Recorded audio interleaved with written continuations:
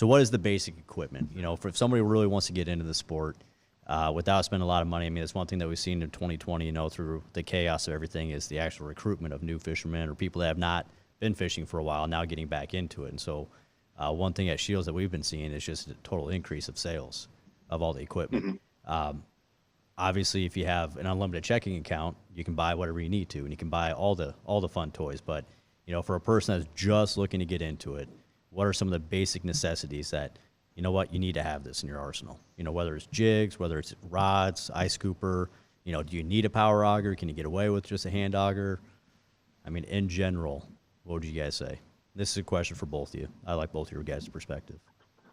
Sure, I can start off. I mean, I always like to tell people if you're not warm and comfortable on the ice, you don't want to be out there if you're getting into it. So proper clothing is important. And some of that stuff you may already have at home, whether it's a long underwear, base layer, things like that. But having a warm suit, having a good pair of boots, having a good pair of gloves, a hat.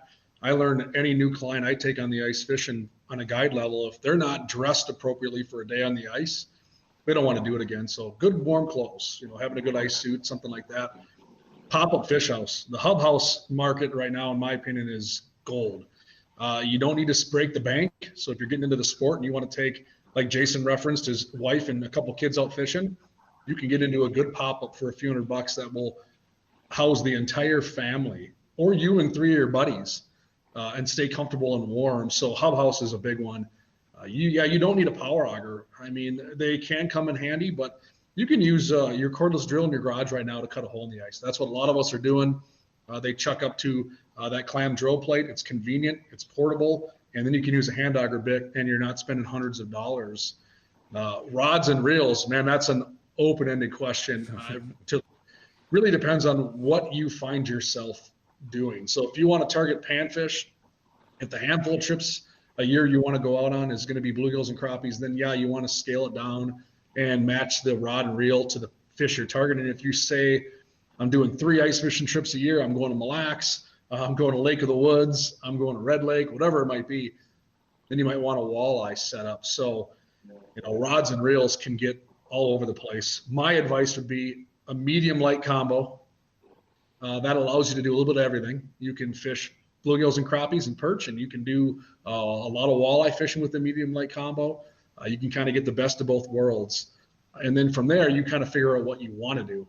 And that's what I tell people the most is get out there, try it out, see what you like, and you're going to find the niche that you want. You're going to gravitate towards panfish, and then you're going to go crazy with noodle rods and spring bobbers and the tungsten jigs and all the fancy stuff. Or you may decide, hey, I'm going to chase perch, I'm going to chase walleye, and you may shift that other direction towards, you know, stronger line types and different lure applications. So, but for me, you have to be comfortable on the ice. If you're cold on the ice, which is not an excuse nowadays with what we have available, then you don't want to do it. So wear the proper clothing, layer up, have the stuff on you, on your person, so that you can be out there and use what's on you as your fish house to stay warm for a day of fishing. That's probably the biggest tip I'd say for beginners and get into it is proper clothing. It doesn't matter what rod or Vexla or auger you have. If you're cold and you don't want to be out there and you're miserable, you won't do it again. Absolutely. Yeah, you know, I think you can get by with surprisingly little amount of equipment. Okay, I remember as a kid, you know, we didn't have hardly anything. I remember getting standing on top of a bucket, you know, with a hand auger and just taking forever to drill a hole, and you'd finally drill it and you wouldn't go anywhere because it took so much work, you know. And then having a gas auger didn't work, and going out and driving over to the lake, knowing full well I could never ever get my gas auger started, and then pulling on it in front of a bunch of people so that everybody could see that my auger wouldn't start, and then walking over to somebody like a black lab looking for a snack, hoping that somebody would drill a hole for me. And guess what? A lot of people did, you know. And so that's the thing. I always, you know, I see single parents, for example, all the time at seminars and stuff where be like mother will come up to me wanting to get her kids out fishing. You know what? You know, especially like, you know, I'll use Fargo as an example. You know, you get over to Fergus Falls, Detroit Lakes area. There's so many great panfish lakes, and we'll just talk panfish because that's easy. It's something that will hook anybody. And you can get, you know, every lake has got a hole where you'll see 10, 15 hard-sided fish houses in the wintertime. And chances are, if you're friendly and you approach some people and ask for some knowledge and help, a lot of people will help you. You know, they'll tell you what they're catching. They'll tell you some basics, how that, you know, 20 feet of water, 10 feet down, 12 feet down, whatever it is. And The other thing that I tell a lot of people is look for clear water lakes. Okay, look for lakes that are really clear, because what that enables you to do, if it's an option, every part of the country is different, but if you can find some small panfish lakes that have really good water visibility, you can check that information out on the DNR websites as well, the SCHEELS disc readings. Say if it's 10-foot readings, 12-foot readings, clear water, you can walk out on the ice, especially early ice, when you're walking out, see where the weeds are frozen in the ice, get right past on that outside edge of those frozen weed beds. You're on the outside edge of that weed line, drill a hole, and I guarantee you, you can be in blue jeans and a sweatshirt, pull the hood over your head and look down and see bluegills show up within 10 minutes. And I tell you what, I remember being 6th grade and laying on the ice, soaking wet, freezing, but I couldn't pull myself off the ice, and I couldn't stop looking because I was just infatuated with it.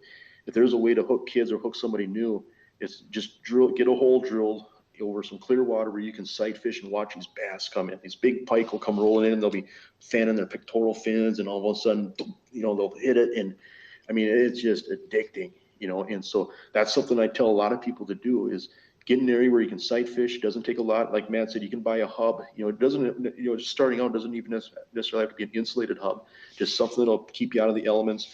Over time, you're going to get hooked. Maybe your neighbor's got a old buddy heater or a Mr. Heater or something you can borrow. You take the barbecue or the propane tank off the barbecue grill. You'll patch things together and make it work. But just to get started, it doesn't take hardly anything. Once you get hooked, you can add things. You might need to, okay, I'm going to get a Vexlar now, because when I get past that weed line, I can't see them anymore, and then the next thing is, okay, I'm going to put an app on my phone for a GPS. Then over time, that ain't good enough anymore. I need to have a GPS on my 4-wheeler. That stuff will all come, it'll all come. And you've got your whole life to put it together and add it. And that's what makes it fun, is every year you buy something fun to add to what you do, right? And make it easier and better. But getting started, you can get by with so little to get hooked, and to catch fish. The fish don't look up and care, if you have a $10,000 4-wheeler or what you have. And the other thing too, for rods, you can have a cheap rod with a spring bobber and catch every bluegill in the lake. Yep. That's the reality of it. And so take that to heart too. So.